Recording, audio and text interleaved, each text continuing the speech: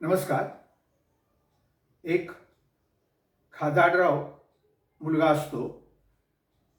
तो आपल्या मित्राकडे जातो.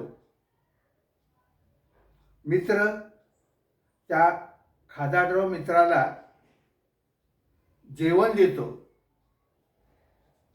तो जेवतच राहतो.